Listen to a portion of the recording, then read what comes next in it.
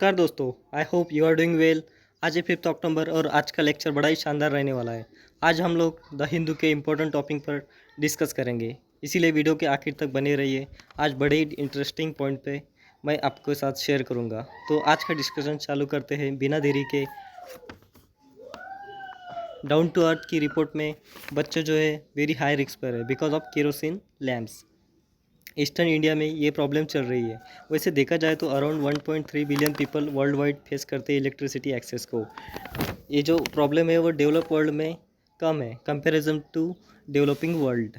अकेला eastern India 60% black carbon को contribute करता है, जो कि सेकेंडरी लाइट सोर्सेज से आता है, जिसमें केरोसिन लैम्प आता है। ईस्टर्न इंडिया में जो राज्य आते हैं like Orissa West Bengal etcetera. अपने देश के ग्रामीण इलाकों में जो गांव वगैरह है, आज भी गांव के लोग 30% डिपेंड रहते हैं केरोसिन लैम्प पर ड्यूरिंग पावर कट्स की जो प्रॉब्लम्स है वो काफ़ी हद तक रूरल एरिया के गाँव में प्रिवेल करती है। ब्लैक कार्बन के जो छोटे छोटे पार्टिकल्स रहते हैं वो सूरज की किरणों को ऑब्जर्व करके एटमॉस्फेयर को गर्म करते हैं। क्लाइमेट चेंज में ब्लैक कार्बन काफ़ी इम्पोर्टेंट रोल प्ले करता है। केरोसिन लैम्प्स जो बच्चे स्टडी के लिए और अदर पर्पज़ के लिए जैसा इसका यूज़ होता है, काफ़ी डेंजरस इसके कॉन्सिक्वेंसेस अपने हेल्थ के ऊपर होते हैं। बॉडी में लंग्स इंस्पेक्शन हो जाना, सांस लेने में जैसी डिफ़िकल्टी आती है, कैंसर जैसी बीमारी, आँखें ख़राब हो जाती है, और भी कई इन्फेक्शियस डिसीज़ जैसा कि टीबी जैसी बीमारी इससे होती है।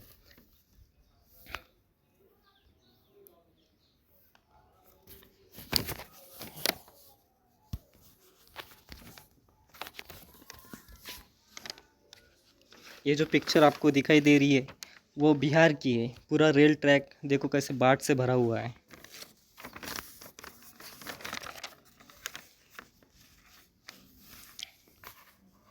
मराठी को क्लासिकल लैंग्वेज का स्टेटस देने के बाद क्लेम गेम चला आ रहा है।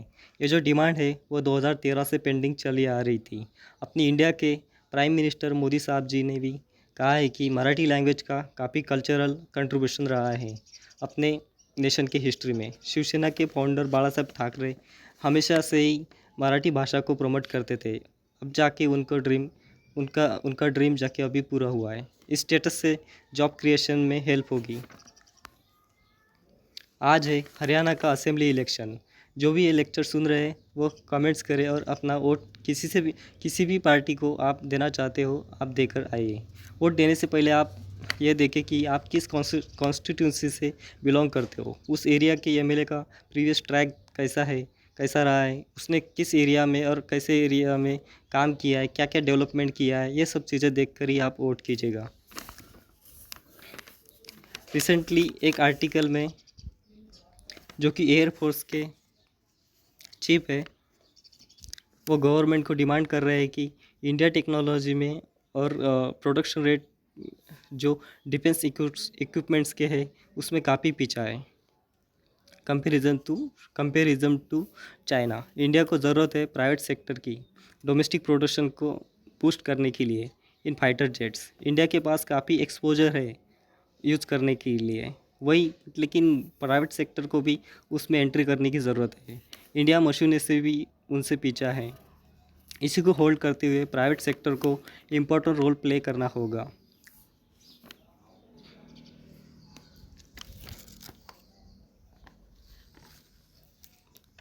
अभी अपने देश के अंदर में एक केस सामने आ रहा है। अपने एक राज्य में जर्नलिस्ट के ऊपर चार्जेस लगाए जा रहे हैं क्योंकि वह जर्नलिस्ट ने गवर्नमेंट को क्रिटिसाइज़ किया था।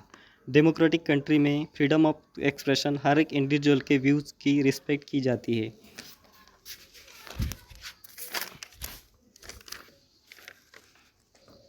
जर्नलिस्ट के अधिकारों को प्रोटेक्ट किया जाता है under article 19 of the constitution. Journalist का मेन काम ही ये होता है कि वो सच को प्रेजेंट करे और अगर कहीं पर गलत होता है तो गवर्नमेंट को अकाउंटेबल भी कराए। जर्नलिस्ट ने भी ये सारे चीज़ों को पब्लिक को अवेयर कराना चाहिए, बिना किसी से डरे, बिना किसी पार्टी के फेवर में। ये सब जर्नलिस्ट जो होते हैं वो ग्राउंड लेवल पे काम करते हैं, जो कि पब्लिक को इंफॉर्मेशन देते हैं what is going on there in our country, government क्या क्या पॉलिसीज़ फ्रेम कर रही है अपने रूरल एरिया के लिए, और भी सोशल इश्यूज़ क्या चले आ रहे हैं, ये सब चीज़ें journalist they inform to public.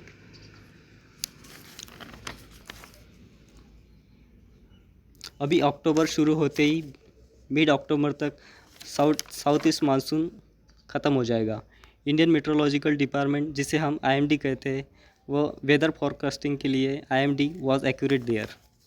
Monsoon clouds कुछ दिनों तक प्रिवेल करेंगे। ये बादल बहुत ज़्यादा इंपॉर्टेंट है, जो कि बारिश लाएंगे और इससे इंडियन इकोनॉमी को ग्रो के लिए हेल्प होगी।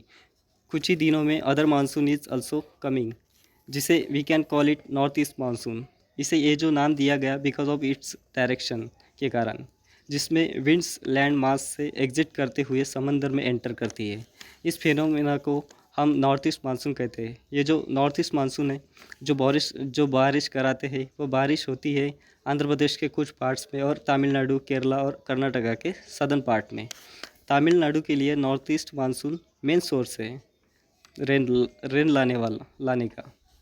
इंडिया में इस सीज़न का ओनली 11% की ही एनुअल रेन होती है।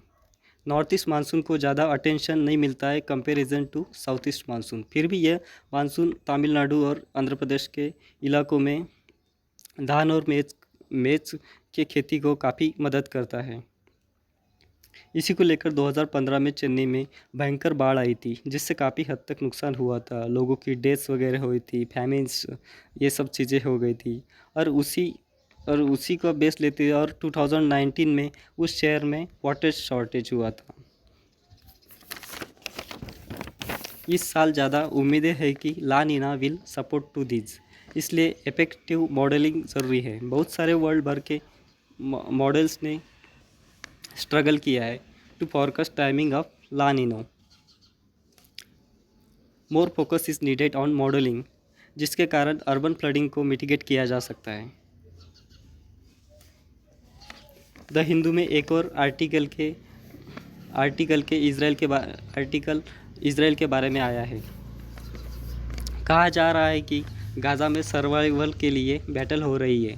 जो भी एसेंशियल सप्लाईज, ऑक्सीजन कॉन्सनट्रेटर और सर्जिकल इक्विपमेंट्स और जनरेटर, ये सारी चीज़ों की या तो इज़राइल के द्वारा डिले किया गया है, फिर उसे ब्लॉक किया गया है। ये सब चीज़ें इज़राइल के द्वारा किया गया है, ऐसा कुछ इस आर्टिकल में बताया जा रहा है। 2023 से ही 41,000 के ऊपर लोगों की डेथ अब तक हुई है। डब्ल्यू एच ओ ने एस्टिमेट किया है कि 10,000 के ऊपर के लोगों को बहुत ज़्यादा नीड है मेडिकल इवैक्यूएशन की। कुछ रिक्वेस्ट इजराइल के द्वारा एक्सेप्ट की है और कुछ को नहीं। 500 के आसपास अटैक्स किए गए हेल्थ केयर फैसिलिटीज़ के ऊपर। इसलिए इजराइल को भी समझना चाहिए कि ह्यूमैनिटेरियन के ऊपर भी एक बहुत बड़ा खतरा है। दोस्तों, आज का लेक्चर यहीं पर समाप्त करते हैं। अगर आपको यह वीडियो अच्छी लगी तो लाइक करें, अगर नहीं अच्छी लगे तो यू कैन डिसलाइक देयर, और कमेंट्स में बताएं आपको किस टॉपिक पर वीडियो चाहिए। Okay guys, thank you for watching this lecture.